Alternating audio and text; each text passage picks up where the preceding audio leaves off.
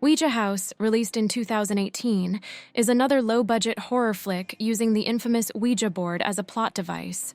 Ouija House is a supernatural horror film that fails to give the audience a single scare.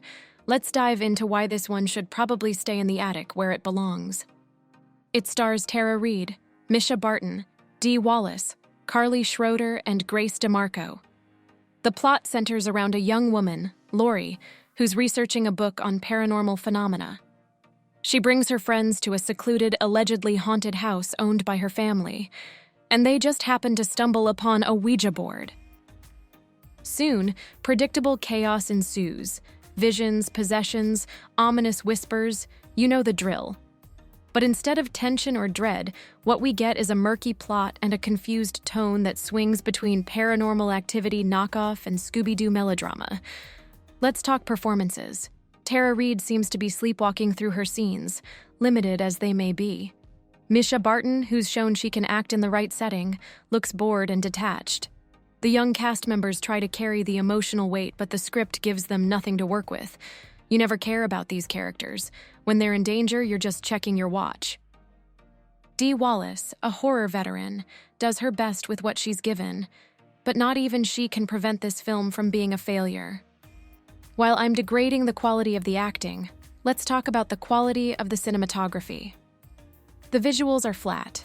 The lighting is overexposed in some scenes and inexplicably dark in others. The haunted house never feels truly atmospheric.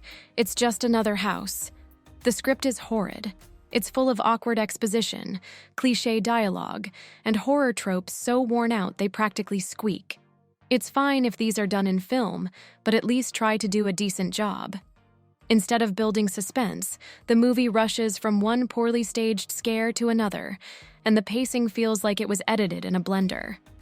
In one scene early on, you can see the mic boom when characters are in discussion. You'd expect at least some decent scares in a horror film. Ouija House offers none. It tries, but I didn't have one scene that was remotely scary. Unfortunately, the horror in Ouija House is as generic as it gets. There are a few jump scares, but they're telegraphed from a mile away. Worse, the movie tries to throw in plot twists and family secrets that should raise the stakes, but they're so convoluted and underdeveloped, they just add to the confusion. The screenwriting is horrific, to put it bluntly. Ouija House is a horror film that never delivers on its potential, because it has none.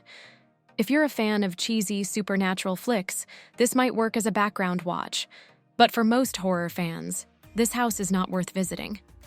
When watching this film, on numerous occasions, I checked to see how many minutes I had left to endure this film. Skip Ouija House unless you're into self-inflicted cinematic pain. Let me know in the comments if you watched Ouija House and what you thought about it. Don't forget to like, subscribe, and hit that bell for more horror reviews that's scarier than Ouija House.